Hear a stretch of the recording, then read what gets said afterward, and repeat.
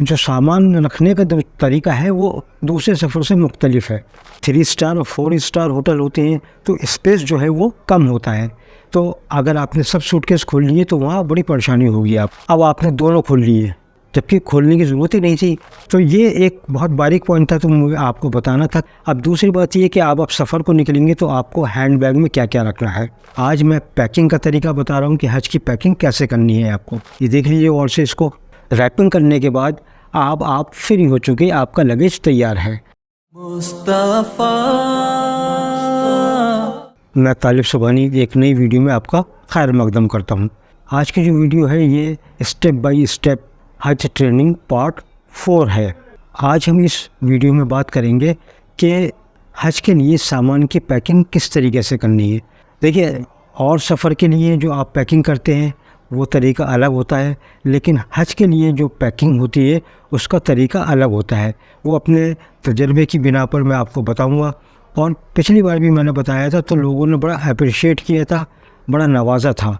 तो हज के जो सामान रखने का जो तरीका है वो दूसरे सफ़र से मुख्तलिफ है। देखिए, वीडियो पूरा देखिएगा और बारीक पॉइंट मैंने इसमें बताए हैं। छोटी छोटी चीज़ों को मैंने जिक्र किया है, उनको गौर से देखिएगा और आगे तक वीडियो देखते रहिएगा। पिछले वीडियो में मैंने पार्ट 3 में आपको बताया था कि फ़्लाइट की डेट कैसे देखें, रिपोर्टिंग कब करें और टिकट और पासपोर्ट आपको कैसे मिलेंगे। जो मैंने आपको डेट बताई थी उसी दिन से स्टेटस अपडेट होने लगे, क्योंकि अभी तक जो मैंने वीडियो बनाई हैं उसमें जो भी चीज़ें मैंने बताई हैं अल्लाह का शुक्र है वो वैसे ही साबित हुई हैं जो मैंने अपने तजर्बे की बिना पर आपको बताई हैं। जैसे कि फ़ाइनल अमाउंट कितना होगा वही आया, 2-3 हज़ार रुपये का सब में फ़र्क था, लेकिन अमाउंट वही आया। चलिए आगे बढ़ते हैं। वीडियो में हम बात करते हैं कि पैकिंग कैसे करनी है आपको। अगर कवर नंबर में 1 हाजी हैं तो वो सूटकेस 1 लेकर जाएं, क्योंकि वापसी में 1 खजूर का पैकेट उनके पास होगा। अगर 2 हाजी हैं तो 2 सूटकेस लेकर जाएं। अगर 3 हाजी हैं तो 4 सूटकेस लेकर जाएं। ये मेरा एक मशवरा है आप लोगों के लिए, बाकी आपकी जो आपको आसानी लगे। अब मैं जो यहाँ पर आपसे ज़िक्र करूँगा वो 2 हाजियों को ज़िक्र करूँगा, यानी कि एक कवर में 2 हाजी हैं तो वो सामान अपना कैसा रखें। देखिए, मदीना में आपको किचन नहीं मिलेगा, ये आप मान के चलिए। तो खाने पकाने का सामान और इस तरीके की चीज़ें आप ये सोच लीजिए निकालने की ज़रूरत नहीं पड़ेगी। दूसरी बात ये, मदीना में 3 स्टार और 4 स्टार होटल होते हैं तो स्पेस जो है वो कम होता है। तो अगर आपने सब सूटकेस खोल लिए तो वहाँ बड़ी परेशानी होगी आपको।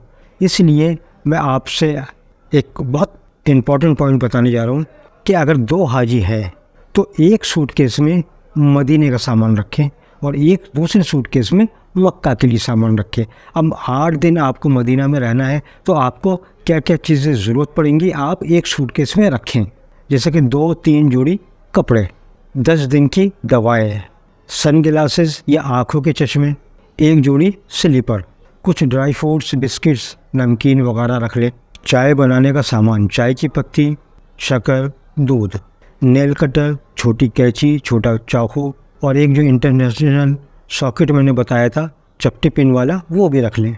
तो ये हो गया मदीना के लिए आपका सूटकेस। अब होगा क्या, आपकी पैकिंग हो रही है दोनों की। अब आपने दोनों खोल लिए जबकि खोलने की ज़रूरत ही नहीं थी। अगर आप यहीं से जो तरीका मैं बता रहा हूँ सामान को अलग अलग करके ले जाते, 8 दिन का अलग ले जाते, बाकी आपका अलग जाता, तो आपको सब सामान खोलने की ज़रूरत नहीं पड़ती। इसलिए मक्का का सामान आप अलग सूटकेस में रखें, उसको टच ना करें, वो खोलने की ज़रूरत ही नहीं पड़ेगी। बस 8 दिन का मदीने का सामान आप एक सूटकेस में रखें, दोनों हाजी अपने उसी सूटकेस में रखें और वही सूटकेस मदीना में खोलें। और वहाँ से खजूरें लेना चाहें तो आप खजूरें ले सकते हैं, उसके पैकेट बन जाएंगे, तो कोई मसला नहीं है। तो ये एक बहुत बारीक पॉइंट था, तो मुझे आपको बताना था कि मदीने का सूटकेस अलग और मक्का का सूटकेस अलग। अब दूसरी बात ये कि आप सफ़र को निकलेंगे तो आपको हैंड बैग में क्या क्या रखना है। 1 जोड़ी कपड़े, 1 जोड़ी स्लीपर, 5 दिन की दवाएं, सन ग्लासेस, चश्मा, charger, power bank, 1 set of documents, marker, 1 छोटी टॉवल, 1 सफ़र वाली जानामाज, 1 छोटी डायरी। और जो चीज़ें नहीं रखनी हैंड बैग में, कोई शार्प चीज़, नुकीली चीज़, लिक्विड, चिपकाने वाला टेप, सेलो टेप हो या ब्राउन टेप हो, वो हैंड बैग में नहीं रखना है। और कोई भी ऐसी चीज़ जिस पे आपको भी लगता है कि ये सही नहीं है तो वो हैंडबैग में मत रखिए, क्योंकि आप ऐसा सामान लेकर जाइए जहाँ आपको कहीं पर तकलीफ़ ना हो, हर काम आपका आसानी से होता रहे। मैंने पिछले वीडियो में अपना बता दिया था कि कौन कौन सा सामान आपको लेकर जाना है, तो आप वो वाला वीडियो भी देख सकते हैं। उसमें पूरी लिस्ट है जो मैंने बताया था आपको सामान कौन कौन सा हज के लिए ज़रूरी है। आज मैं पैकिंग का तरीका बता रहा हूँ कि हज की पैकिंग कैसे करनी है आपको। अब देखिए, आपको अपने सूटकेस पर आगे और पीछे इस तरीके से डिटेल लिखनी है। इसमें कवर नंबर है, पासपोर्ट नंबर है, आपका नाम है, आपका फ़्लाइट नंबर है, आपकी डेट ऑफ फ़्लाइट है, वो कहाँ से है, एम्बार्केशन पॉइंट कहाँ है और कहाँ जाएगी, या मदीना जाएगी या जद्दा जाएगी, आपका मक्का में बिल्डिंग नंबर क्या है, रूम नंबर क्या है, और जो इंडिया में जिसको आपने नॉमिनी बनाया है उसका मोबाइल नंबर, और अपना भी इंडिया का मोबाइल नंबर और अपना इंडिया का एड्रेस। तो ये आप गौर से देख लीजिएगा। ये आपको अपने सूटकेस पर आगे और पीछे सेलो टेप से चिपका लेना है इसको। ये देख लीजिए गौर से इसको। जब आपने सेलो टेप से चिपका लिया, सब डिटेल लिख ली, अब आपको हज कमेटी की तरफ से 2 टैग मिले होंगे जिस पर झंडा बना होगा। उसके बैक साइड पे आप अपनी बिल्डिंग नंबर के जो स्लिप आएंगी उसको चिपका लीजिएगा, और फिर आप उसको लॉक करके रैपर कर दीजिए। अब उस पर निशान लगा सकते हैं कि मक्का का सूटकेस ये है, मदीना का सूटकेस ये है, तो आप वहाँ जाके मदीना का ही सूटकेस खोलें। रैपिंग करने के बाद आप फ्री हो चुके, आपका लगेज तैयार है, आपका हैंडबैग भी तैयार है। जो मैंने बताया था वो आप सब रख लीजिए उसके अंदर। तो ये छोटी छोटी चीज़ें थी जो मुझे आपको बताना ज़रूरी था। अगर आपको लगता है कि मैं आपको पॉइंट टू पॉइंट डिटेल और इन्फॉर्मेशन दे रहा हूँ और मेरे बताने का तरीका अगर आपको समझ में आ रहा है, तो मेरी दरख्वास्त है, फिर मेरा हक भी बनता है कि मैं आपसे कहूँ कि मेरे चैनल को सब्सक्राइब कीजिए, लाइक कीजिए, शेयर कीजिए और बेल बटन दबाइए। अगर आप सऊदी अरब में भी हो तब भी आपको वीडियो का नोटिफिकेशन आ जाए। दूसरे, अब हम अगली वीडियो में इंशाल्लाह पार्ट 5 में ज़िक्र करेंगे कि सफ़र हज के लिए कैसे शुरू करना है। देखिए, मैंने आपको बताया था पिछली जो हज की ट्रेनिंग की जो सीरीज़ बनाई थी उसमें भी मैं स्टेप बाय स्टेप चला था, जल्दबाजी मैंने कोई नहीं की थी, स्टेप बाय स्टेप चले थे। तो हम जो तरीका है ट्रेनिंग का, मैं उसी तरीके से ट्रेनिंग का वीडियोस बनाता हूँ ताकि हाजियों को कोई तकलीफ़ ना हो।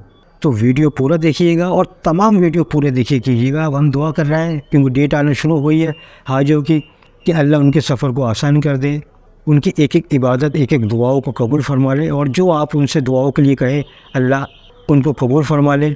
और आप भी कमेंट बॉक्स में आमीन ज़रूर लिखते रहिएगा ताकि आप भी दुआओं में शामिल हो जाएं। आज के लिए इतना ही। अल्लाह आपका निगहबान। मुस्तफा मुज्तबा मुस्तफा